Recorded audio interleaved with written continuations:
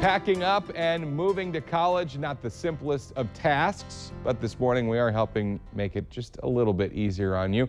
The Valley Today's John Treeweiler is live this morning with our organizational experts on how you can move to college, or at least move your kid to college, and maybe even just take one tote.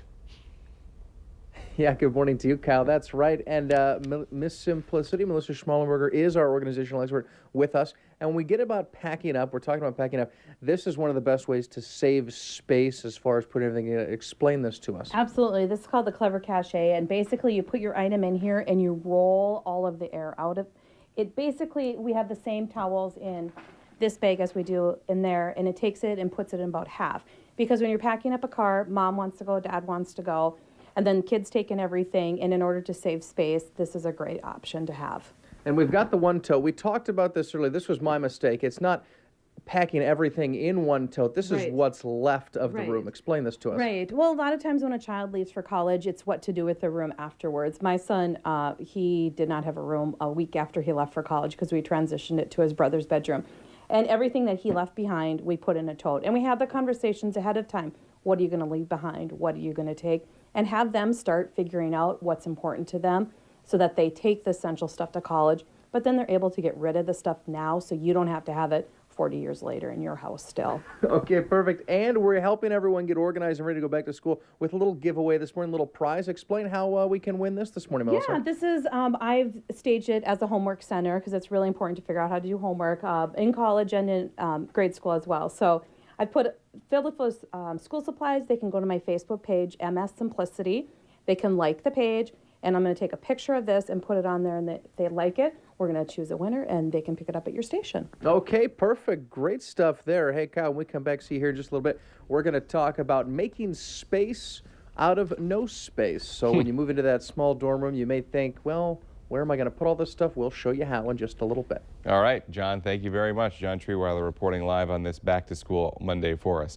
Well, in this morning's Back to School Monday, we're helping you get ready for the move to college and get your child organized and settled in once they get there. The Valley Today's John Treeweiler is live this morning, hoping to make college living a little easier on both students and, of course, the parents who are dropping off those students. John? Yeah, good morning to you, Kyle. Well, that's exactly it. We want to keep you organized in that dorm room, what can be a small space. So right now we're talking about making space out of what may seem like no space. Melissa Schmallenberger here with us. Miss Simplicity, we got some great examples here. Melissa, explain this to us. Yeah, absolutely. What every dorm room has in common is limited space. So you have to start thinking outside of the box. So we have things like adding a little extra shelf somewhere, using the vertical space, in anywhere. I mean, you can all of a sudden, you have a place to store your books.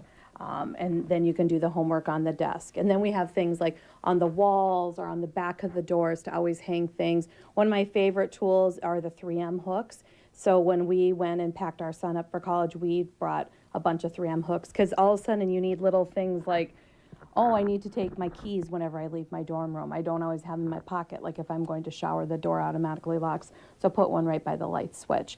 And then this is a project board that you can fill with folders and keep your homework in there, whatever you need to keep organized with your papers. Think vertically on the walls and on the back of closet doors. Okay, perfect. We're going to talk a little bit more about vertical space, too, when we see you back here in a little bit. You can see I'm already having to juggle around such a small space out here. We want to let you know, too, that we're also giving this guy away, this little organizer, Kyle. We've got a picture up on Miss Simplicity's Facebook page, and all you have to do is like it there, and then we'll pick a name from the likes and have this ready for some lucky person as we get you all set to go back to school. Kyle? All right, John Treeweiler reporting live on this Back to School Monday. Organizing and space, obviously very important in a college dorm room. Thanks, John. Coming up on the Valley today, many students will head to college for the first time this fall, packing up their stuff and moving it into a dorm room where they definitely don't probably have enough room for all their stuff. The Valley Today's John Treeweiler is live this morning with our organizational expert, Miss Simplicity, helping us and, of course, the kids prep for that move and living in the confined spaces of a new dorm room. John? Yeah, good morning to you, Kyle. Well, when you're living in that confined space, one of the best things you can do is vertical organization. That's what Melissa Schmallenberger is telling us right about now.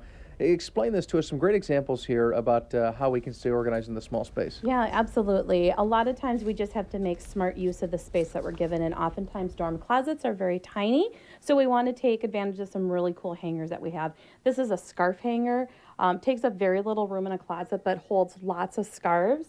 And then we have a tie hanger to keep all those ties nice and neatly and organized. And we have a couple other organizers over here. This is a jewelry file. And so instead of having boxes of jewelry or just hanging necklaces on a hanger, little pockets to store all of the jewelry at, and so that you could see it while hanging in the closet. And then finally we have what we call the belt hanger, but I like to call the tank top holder. So instead of putting all those tank tops in a drawer, put it on one hanger, takes about an inch of space up in a closet, and you can neatly see them and be all organized and get to that class on time. And it's not just hangers, but this guy right here, and we got something over there too. Yeah, you always want to take advantage of your door space and your wall space like we talked earlier. You have to take advantage of every square inch of a dorm room. Those rooms are very, very tiny, and space planning, you really have to maximize every square inch, including the walls. Okay, perfect. And Kyle, remember, we're still giving away our friend here a little desk organizer with the stuff. Again, the picture's up on the Valley News Live Facebook page, as well as Miss Simplicity's Facebook page. Like that for a chance to be entered to win.